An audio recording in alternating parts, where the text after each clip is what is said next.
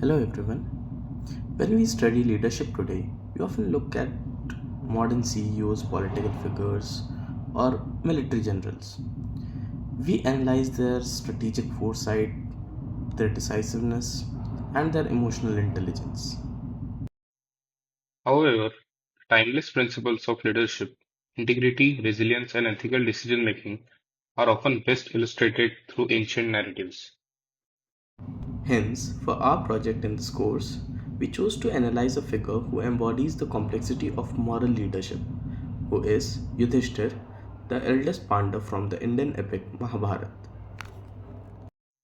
Known as Dharmaraja or the King of Righteousness, Yudhishthira's entire life was a case study in navigating the conflict between personal desire, social duty, and universal ethics.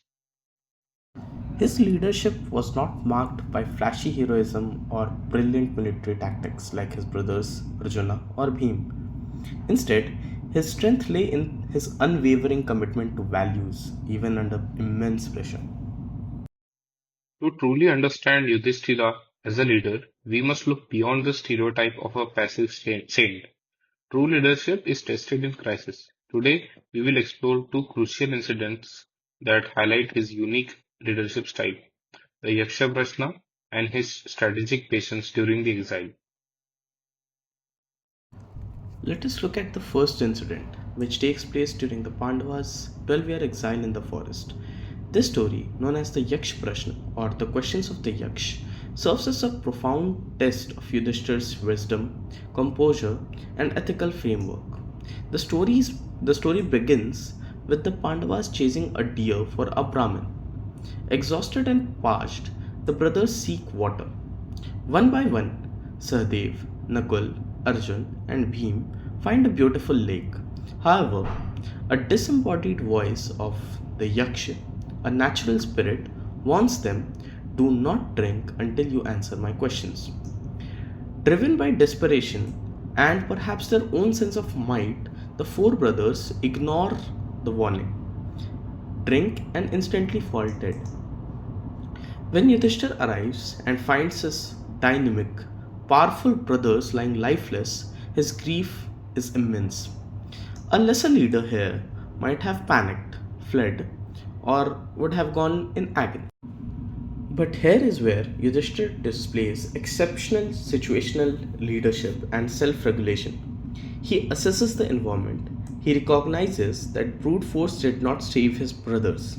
He understands that this is not a physical battle, but an intellectual and a moral one.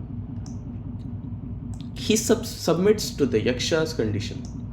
The Yaksha asks over 100 questions, ranging from metaphysics to daily conduct. Yudhishthir answers every single one of them with profound wisdom and clarity. Pleased with his wisdom, the Yaksh grants a boon. I will restore one of your brothers' lives.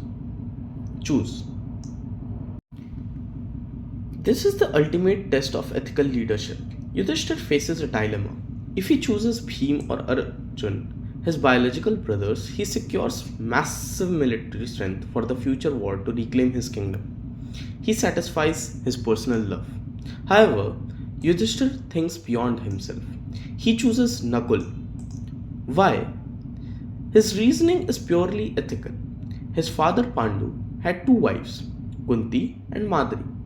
He, Yudhishthir, is alive, ensuring Kunti has a surviving son. He believes that it is his dharma, his moral duty, to ensure that Madri too has a surviving son. Therefore, he chooses Nakul, Madri's eldest son. The Yaksha, who is actually Yamraj, the god of Dharma and Yudhishthir's divine father, is so moved by his complete adherence to impartiality and righteousness that he revives all the four brothers. Prioritizing ethics over immediate personal and or political gain, Yudhishthir ultimately gained everything. This incident highlights that a true leader inspires not through power but through an unwavering commitment to his principles. The second phase of Yudhishthira's leadership we want to highlight is often misunderstood. After losing their kingdom in the rigged game of dice, the Pandavas are banished for 13 years. For many, this is seen as Yudhishthira's greatest failure as a leader.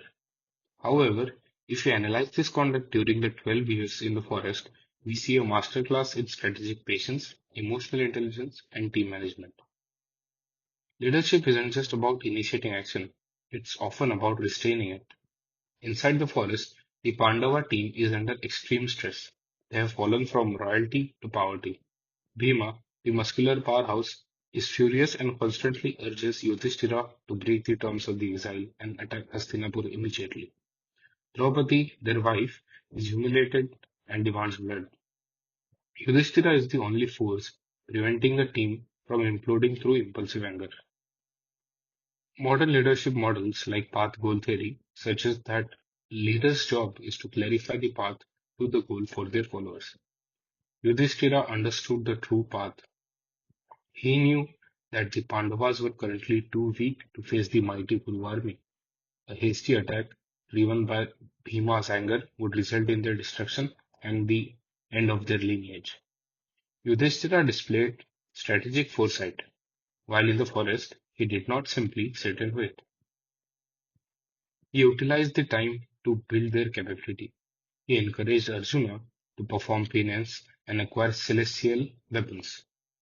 He sought counsel from powerful sages and allied kings, building a network of support for the eventual conflict. Furthermore, by strictly adhering to the difficult conditions of the 13-year exile, he built immense moral authority. When the time for the war finally came, no one could accuse Yudhishthira of being unlawful or untrustworthy. It was the Kauravas who had broken their word. This legitimacy was crucial in gaining allies. By managing the internal conflicts of his strong-willed brothers and choosing the difficult path of strategic patience over immediate gratification, Yudhira proved he was not a weak leader, but a resilient one, focused on the long-term objective, not just winning the war, but establishing a righteous kingdom. In concluding our analysis, Yudhishthir provides a unique model of leadership that is highly relevant to modern ethics. He was not without flaws. His weakness for the dice game shows that even great leaders have devastating blind spots. Yet, it is how he responded to failure that defines him. He did not externalize blame. He bore the consequences, united his team, and rebuilt his capability through ethical means. Legacy teaches us that basics of leadership are not just about strategy or charisma, they are rooted in character.